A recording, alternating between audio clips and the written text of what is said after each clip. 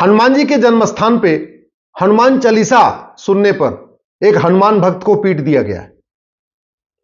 Social media में चर्चा हो रही है, इलेक्ट्रॉनिक मीडिया में चर्चा हो रही है, अखबार में भी चर्चा हो रही है, तू मैं भी हो रहा है, आरोप प्रत्यारोप हो रहा है, नूरा कुश्ती भी हो रही है, बतौलेबाजी भी हो रही है, एफआईआर दर्ज हो गई है, 3 लोगों की गिरफ्तारी भी हो गई है, हो सकता 3-4 की और भी गिरफ्तारी हो जाए।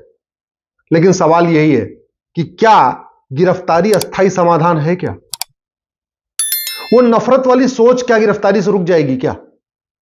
और सबसे आश्चर्य की बात यह हो रहा है हनुमान जी के जन्म स्थान कर्नाटक में। हनुमान जी का जन्म स्थान किष्किंधा है, किष्किंधा कर्नाटक में पड़ता है। तो हनुमान जी के जन्म स्थान पे हनुमान चालीसा बजने पे पीटा जा रहा है। 2024 में 25 साल के बाद 2047 में क्या होगा, ये आप इसकी कल्पना खुद कर लीजिए। और पीट कौन रहे? जो दिन में 5 बार अजान देते हैं। अजान में क्या कहते हैं? ला इलाहा इल्लल्लाह, अल्लाह के अलावा और कोई इबादत के लायक नहीं है। आप जरा सोचिए, हनुमान चालीसा में कहीं यह नहीं कहा जाता कि हनुमान चालीसा के अलावा, हनुमान जी के अलावा कोई पूजा के लायक नहीं है, तो भी पीटा जा रहा। और 5 बार लाउड स्पीकर से बोला जाता है कि अल्लाह के अलावा कोई इबादत के लायक नहीं। इसका मतलब न हनुमान जी पूजा के लायक है, न राम पूजा के लायक है, न भगवान कृष्ण पूजा के लायक है, न भगवान शंकर पूजा के लायक है, न भगवान विष्णु पूजा के लायक है। और कोई पॉलिटिकल पार्टी इस पे बोलती ही नहीं है। कोई नेता, अभिनेता, लेखक, बुद्धिजीवी, पत्रकार, कलमकार अजान पे बोलता ही नहीं है, जबकि अजान में साफ साफ कहा जा रहा है। अभी एक कोई राम भक्त कह दे ना कि राम के अलावा और कोई पूजा योग्य नहीं है, देखिए हंगामा हो जाएगा। कोई शंकर जी का भक्त कह दे शंकर जी के अलावा कोई पूजा के लायक नहीं है, हंगामा हो जाएगा। न जैन कहते हैं कि भगवान महावीर के अलावा दूसरा कोई पूजा के लायक नहीं, न कभी बौद्ध कहते हैं कि भगवान बुद्ध के अलावा दूसरा कोई पूजा के लायक नहीं। सिख कभी नहीं कहते कि गुरु ग्रंथ साहिब के अलावा और कुछ भी पढ़ना हराम है और भी किसी की पूजा करना ठीक नहीं। शैव कभी नहीं कहते कि शंकर जी के अलावा दूसरा कोई पूजा के लायक नहीं। वैष्णव कभी नहीं कहते कि भगवान विष्णु के अलावा कोई पूजा के लायक नहीं। देवी के जो उपासक हैं, शक्ति के उपासक हैं, वो कभी नहीं कहते कि देवी के अलावा दूसरा कोई पूजा के लायक नहीं। हनुमान के भक्त कभी नहीं कहते कि हनुमान जी के अलावा कोई पूजा के लायक नहीं। कृष्ण के भक्त भी कभी नहीं बोलते केवल कृष्ण ही पूजा के लायक है, दूसरा कोई नहीं।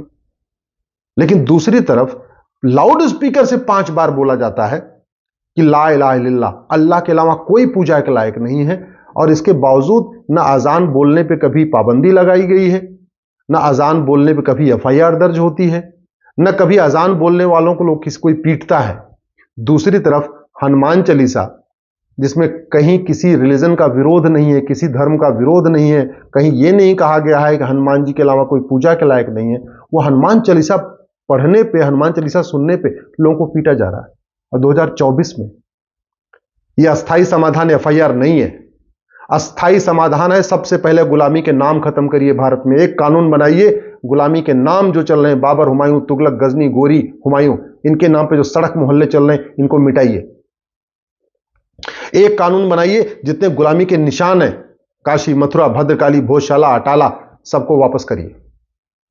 एक कानून बनाइए, अब भारत में गुलामी की शिक्षा नहीं चलेगी। ये मुगलों ने जो मदरसा शुरू किया था, ये मदरसा कंप्लीट बैन होगा। न मुगलों का मदरसा चलेगा, न अंग्रेजों का कॉन्वेंट स्कूल चलेगा। भारत में केवल वैदिक शिक्षा चलेगी, गुरुकुल शिक्षा चलेगी, समान शिक्षा चलेगी। और 10वीं तक सबको एक समान, एक जैसा सिलेबस पढ़ाया जाएगा। ये 1 नेशन 1 सिलेबस होगा, 1 नेशन 1 करिकुलम होगा, जैसा चीन में है, जैसा अमेरिका में है, जैसा जापान में है। यह इसका अस्थायी समाधान है। गुलामी का जो शरीयत एक्ट है 1937 का बना हुआ, उसको खत्म करना पड़ेगा। यूनिफॉर्म सिविल कोड लागू करना पड़ेगा। और यूनिफॉर्म सिविल कोड भी भारत की संस्कृति के अनुरूप, अमेरिका या अरब या कुवैत के कल्चर के अनुसार नहीं, भारत की संस्कृति के अनुरूप वसुधैव कुटुंबकम की भावना होना चाहिए।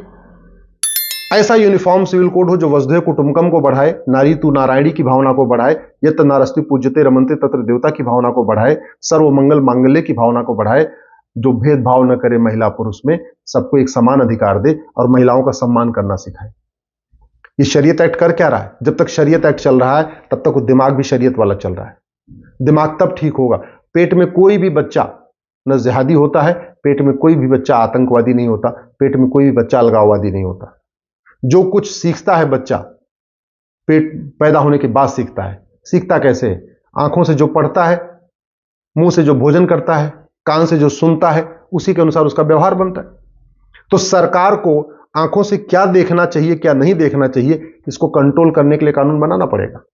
कान से क्या सुनना है, क्या नहीं सुनना है, उसको कंट्रोल करने के लिए कानून बनाना पड़ेगा।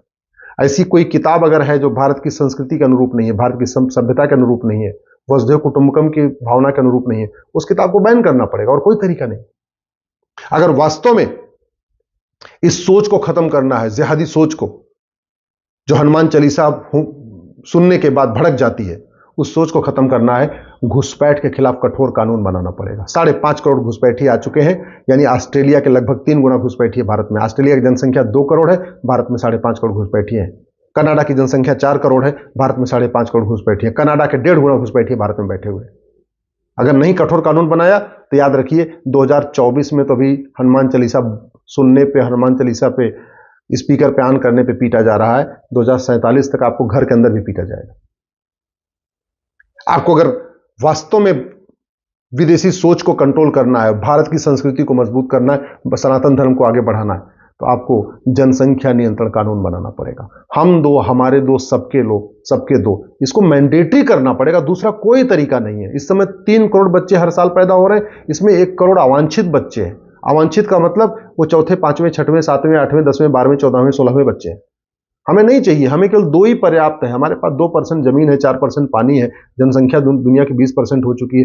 क्यों नहीं जनसंख्या नियंत्रण कानून बनना चाहिए?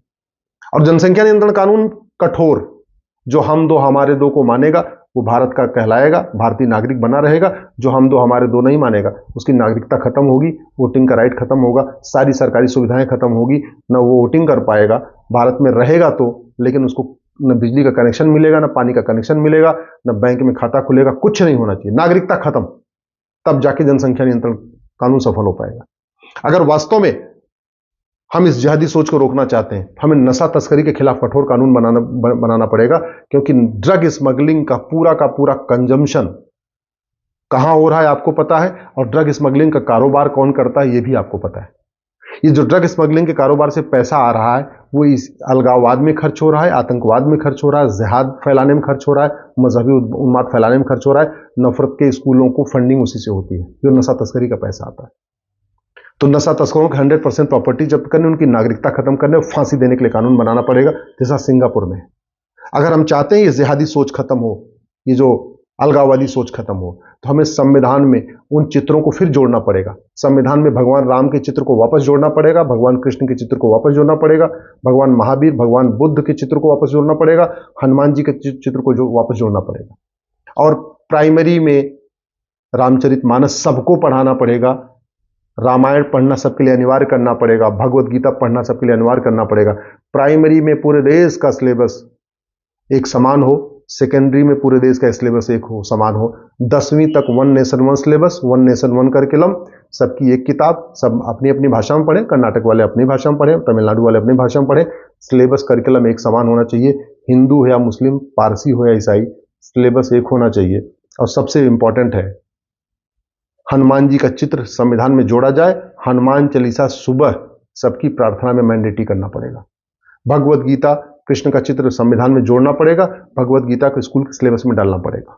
वाल्मीकि रामायण को, रामचरितमानस को सिलेबस में डालना पड़ेगा, वेद पुराण को सिलेबस में डालना पड़ेगा। हाँ, इसके लिए संविधान में संशोधन करना पड़ेगा, तो करना पड़ेगा। संविधान में संशोधन करने के लिए आपको लोकसभा में, स्वाभाविक सी बात है, 400 सीट से ज्यादा चाहिए।